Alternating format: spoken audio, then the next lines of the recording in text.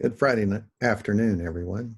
Coming to you a little later in my day than I have the last few weeks, but I still wanted to take an opportunity to read a psalm together with you and give a couple of thoughts as it relates to our prayer and our ongoing prayers in this time of our separation and this time of coronavirus, COVID-19, that are still uh, going around in the world.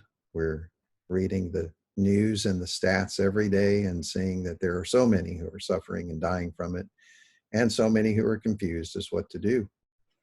But we need to remember and can remember that God is still in control and that God is still fighting the battle for us from those who would discourage us and those who would destroy our souls. That's why I think Psalm 3 is fitting today for me to read and for me to think about. So I'll read it, and then I'm going to make just a couple of notes, how we can maybe incorporate it and have confidence in it in our prayers. Psalm 3 says it's a psalm of David when he was fleeing from Absalom. Lord, how my foes increase. There are many who attack me. Many say about me, there is no help for him in God. Selah. But you, Lord, are a shield around me, my glory, and the one who lifts up my head. I cry aloud to the Lord, and he answers me from his holy mountain. I lie down and sleep. I wake again because the Lord sustains me. I will not be afraid of thousands who have taken their stand against me on every side. Rise up, Lord. Save me, my God. You strike all my enemies on the cheek. You break the teeth of the wicked. Salvation belongs to the Lord. May your blessing be on your people. Selah. I think those words are interesting, especially when you consider how the Psalms begin with Psalm 1 and 2. Psalm 1 really reminds us it's not a question of whether you'll be in a fight or not. The question is on whose side you're fighting and who you'll be. You're going to be on the side of the wise and the godly one who is planted firmly because of his faith? Or are you going to be on the side of the wicked who will not stand in judgment and eventually who God will conquer? Chapter 2 or Psalm 2 is a psalm that talks about God's king being rejected by people here on this earth because they just don't want to be ruled by God.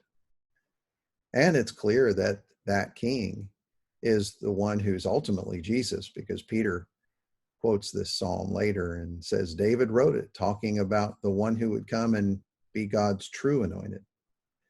And so I think it's right that as we come to Psalm 3, David might be talking about and thinking about a specific person in Absalom, but we need to remember what God has said, that there are spiritual principalities and powers and a spiritual war that is going on, and that we are in a fight.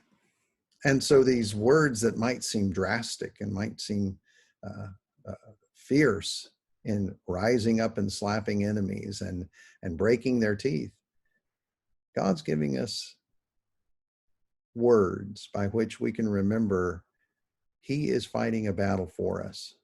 We can cry aloud to him, and we can lie down and sleep at night because it's God who sustains us, even in every situation.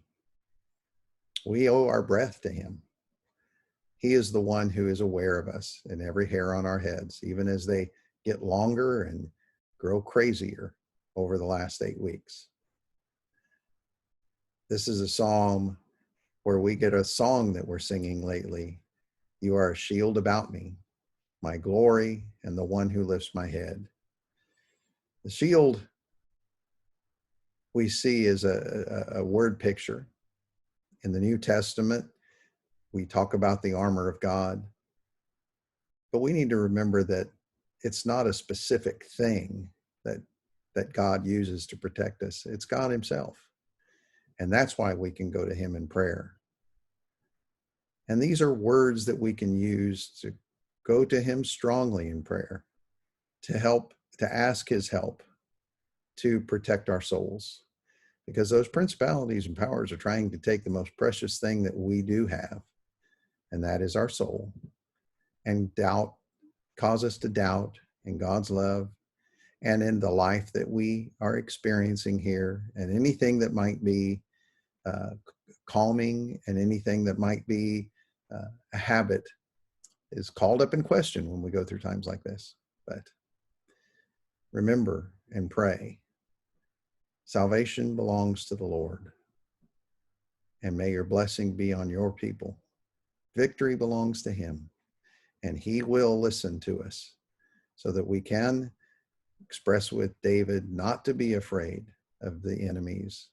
Lie down and be at peace and sleep, and remember that he is coming and will be here to take us and will protect us even in these days. So I pray you have a good weekend. Look forward to hearing from you and seeing from you again soon. We're praying, and also praying that we can be back together again sooner rather than later. Have a good weekend, and we'll see you later.